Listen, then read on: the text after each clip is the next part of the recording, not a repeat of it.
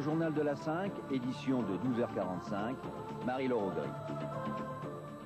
Madame, Monsieur, bonjour. Après l'argent des Duchesnay, vraisemblablement l'argent pour Carole Merle dans le Super G féminin, mais ce sont les Italiens qui se distinguent. Une Italienne dans le cadre du Super G féminin, Compagnoni, et puis c'est Tomba qui a réussi le meilleur temps de la première manche du slalom géant. Franck Picard est loin derrière.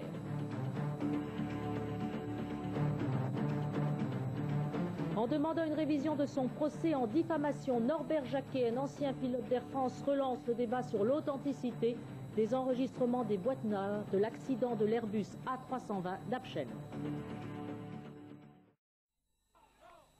L'affaire de l'accident de l'Airbus A320 qui s'était écrasé en 1988 à Apchen lors d'un meeting aérien va-t-elle être relancée ? C'est l'authenticité de l'enregistrement des boîtes noires qui est à nouveau remise en cause. Cette remise en cause, elle provient d'un pilote d'Air France, Norbert Jacquet, nous l'entendrons dans quelques instants, qui doit dans les prochains jours demander la révision de son procès en diffamation. À l'époque de l'accident, eh bien, il avait accusé l'administration d'avoir en quelque sorte falsifié les enregistrements, et ceci afin de dissimuler une défectuosité de l'appareil. Alors aujourd'hui, le pilote et son avocat déclarent disposer de faits nouveaux de toute première importance. Je propose de revoir cela en détail avec Thierry Curté.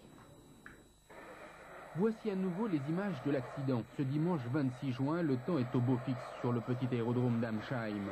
À l'occasion d'un meeting aérien, l'Airbus Paris-Strasbourg effectue 2 passages dans le sens de la piste.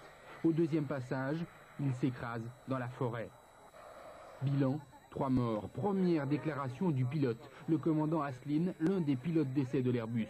Les moteurs ont refusé de repartir. Immédiatement, les 2 boîtes noires sont extraites. L'une comprend les données techniques de vol. La seconde, celle-ci, les enregistrements des conversations dans la cabine. Cette dernière est confiée à 2 experts, messieurs Lallet et Lejeune. La bande, qui est sous scellé aujourd'hui, est abîmée, froissée. Pourtant, voici ce que ces 2 experts déclarent le 19 décembre 1990 au juge Guichard. Monsieur Lejeune, quand j'ai remis cette bande à l'adjudant Viat, elle ne présentait pas de pliures. Et l'autre expert, monsieur Lallet, si ces pliures m'étaient apparues lors de l'extraction de la bande, je l'aurais évidemment signalé. 1 an plus tard, le 21 novembre dernier, lors d'un témoignage, monsieur Lejeune se contredit.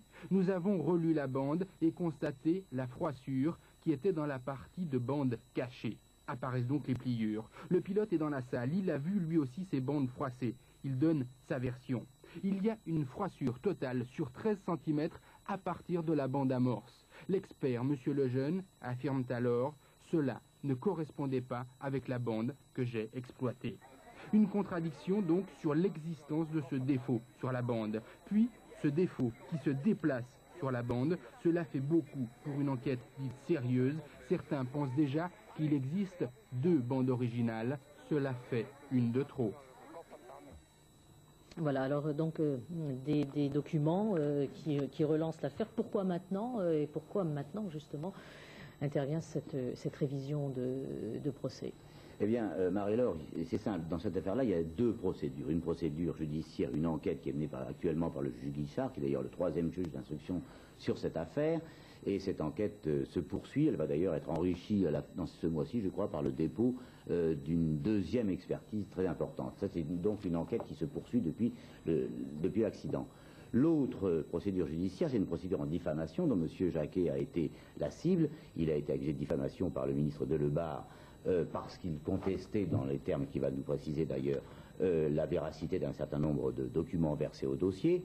Et comme cette procédure de diffamation est beaucoup plus rapide que l'enquête judiciaire, les documents sont arrivés les documents et les confrontations sont arrivés beaucoup plus vite. Et là, on a 2 procédures, dont l'une est plus rapide que l'autre, mais M. Jacquet a été convaincu de diffamation parce qu'il n'a pas pu apporter de preuves. Forcément, ces preuves sont ou ne sont pas, mais enfin les éléments de preuve sont dans le dossier qui est couvert par le secret d'instruction que l'on ne peut pas sortir. C'est si vous voulez, c'est une sorte de vice de notre système judiciaire qui nous empêche de prendre dans une procédure des pièces qui serviraient dans une autre procédure. Voilà, en gros, l'explication, c'est comme ça. Alors, l'explication, on va peut-être pouvoir en demander justement à Norbert Jacquet qui est à côté de nous, explication technique. Donc, vous demandez maintenant cette révision du procès en disant on a des éléments nouveaux importants. Ça veut dire quoi? Ça veut dire qu'aujourd'hui, vous maintenez ou vous corroborez vos déclarations premières, estimant qu'il y a eu en effet falsification de documents. Tout à fait, je l'ai toujours maintenu, je l'ai maintenu devant la Cour d'appel de Paris. Malheureusement, je n'avais plus les moyens matériels de faire expertiser mon offre de preuve, puisque tout cela est à ma charge, ce sont les particularités de la loi sur la presse, et j'ai donc été condamné. Toutefois, un témoignage essentiel de M. Lejeune, responsable du dépouillement dans la nuit qui a suivi l'accident, apporte un fait nouveau dans cette affaire. Et c'est ce témoignage qui est jugé assez important par vous et par votre avocat pour justement demander une révision du procès en diffamation. Également avec d'autres éléments qui relèvent du domaine juridique, et là c'est mon avocat qui traitera cet aspect. Le problème, Marie-Laure, c'est que le témoignage de M. Lejeune, c'est pas un témoignage qui est quelque chose de léger. M. Lejeune, M. Marcel Lejeune est un ingénieur qui a été chargé au moment de l'accident de faire le premier dépouillement des bandes d'enregistrement. Alors M. Lejeune, c'est une question que je vous pose maintenant, M. Jacquet, à l'audience en cour d'appel, donc l'audience de diffamation, M. Lejeune a dit « la bande sous scellée n'est pas celle que j'ai exploitée ». Et avant, il n'avait rien dit. Ben, pourquoi? C'est exact, il a même dessiné, on peut comparer donc les deux dessins, et il n'a rien dit pourquoi. Je pense qu'il faudrait le lui demander, il serait intéressant d'avoir sa réponse. Toutefois, je constate qu'il a fini par faire cette déclaration presque contraint et forcé de témoigner, et je constate qu'au vu de ces déclarations, il existe deux bandes originales du DFDR, donc il y en a une des deux qui est fausse. Bon, alors ça veut dire, hypothèse que l'on a pu, au fond, former, imprimer une nouvelle bande. Est-ce que techniquement c'est possible de refaire une bande d'enregistrement du vol d'un avion?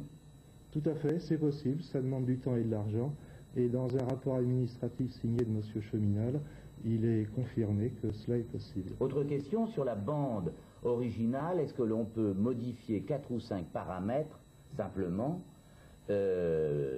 pour refaire comment dirais-je, un vol supposé, ou une approche ou une manœuvre? C'est possible, c'est très délicat parce que par comparaison des paramètres entre eux, on va se rendre compte de la falsification, et c'est ce qui apparaît sur certains listings. Alors une autre question, il y a eu un premier collège d'experts qui a examiné cette bande-là. Ils n'ont rien vu, rien dit. Pourquoi? Je pense que... Parce que ce que vous venez de nous expliquer, c'est-à-dire le fait qu'on puisse refaire une bande, des experts théoriquement pourraient le constater. Si la falsification était parfaite, on peut penser qu'ils ne le constateraient pas.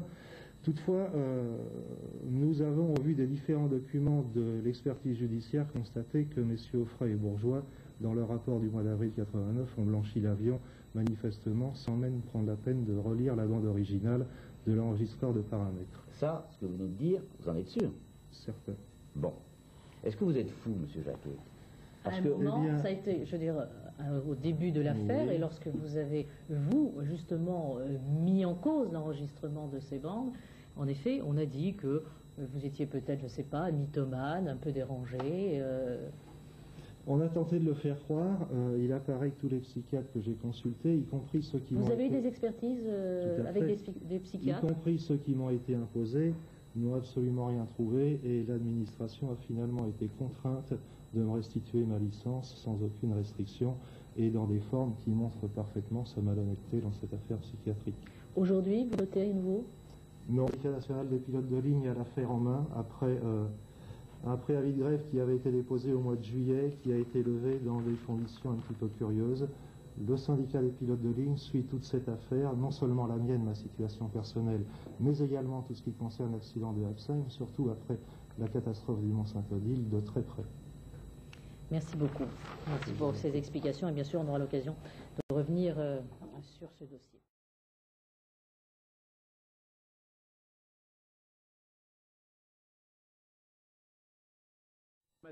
A toujours dit que l'enregistrement de la boîte noire avait été falsifié. Aujourd'hui, il affirme pouvoir le prouver. Il y aurait deux bandes, une vraie et une fausse.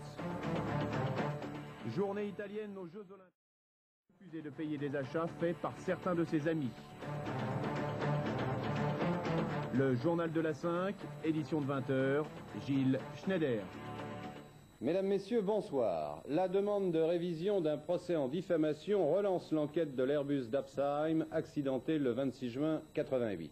Un pilote, Norbert Jacquet, estime être en possession de faits nouveaux pour prouver que la bande de la boîte noire a été falsifiée. Du coup, certains se demandent si maintenant il n'y aurait pas dans cette affaire deux bandes, une vraie, une fausse, la fausse étant dans le dossier du juge d'instruction. Les faits avec Thierry Curtet. Voici à nouveau les images.